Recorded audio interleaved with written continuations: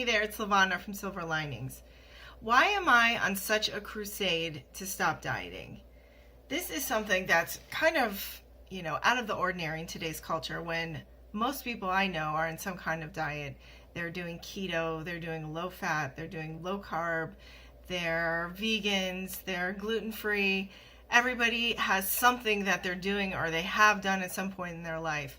So for me to be very much against this kind of goes against the grain. But what I do every day in my practice, working with people who have anxiety and eating disorders and trauma, I see the negative effects of this. When you think about being on a diet, you can see how it can lead to an eating disorder or how that behavior itself is disordered eating. Having a very severe restriction of calories or portions is something that you find often in eating disorders and very often in a diet. Restricting the amount of calories that you eat a day, having a plan, points, whatever it is just a very counterintuitive way of eating. Also having very rigid rules about what you should eat, believing that you can only eat certain food groups or you have to cut out completely entire food groups in order to be healthy. Both of those are found in diets and in eating disorders. Many people who have eating disorders justify the amount of food restriction they do by creating rules around what they eat. And so, again, the eating becomes very counterintuitive and just follows a very rigid set of rules. And the last piece that I consider to be similar, and this is really what everything boils down to, is just an obsession with food and weight.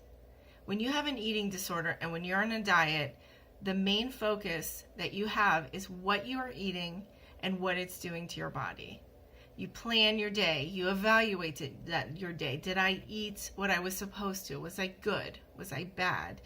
Did I accomplish what I wanted to accomplish? What's the number on the scale? How do I look? What pant size am I wearing? How do I compare to other people? These are all things that are just taking up space in your brain and are completely unnecessary. There is so much to life beyond what you weigh and what you eat.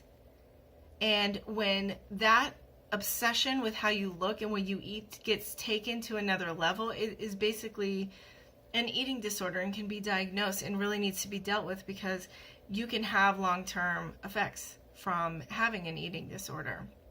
But even if your behavior doesn't develop into an eating disorder, the best thing you can expect is that you won't sustain your weight loss, or that you'll be disappointed in what the outcome is of your diet.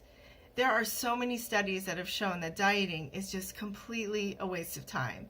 That after a year, most people do not maintain their weight loss. In fact, that they put weight on. 95% of diets fail. So the next time you think about going on a diet, starting some kind of radical weight loss plan, or eliminating complete food groups out of your diet, consider what the point of this is. What is it? How is it going to help you in your life? Are you going to be happier? Are you going to be a better person? Are you going to offer more for the world just because you're smaller? I pretty much can assume not. I believe in you. I believe in your worth, and I believe none of that has to do with what you look like. But I hope you come to believe that for yourself. Take care.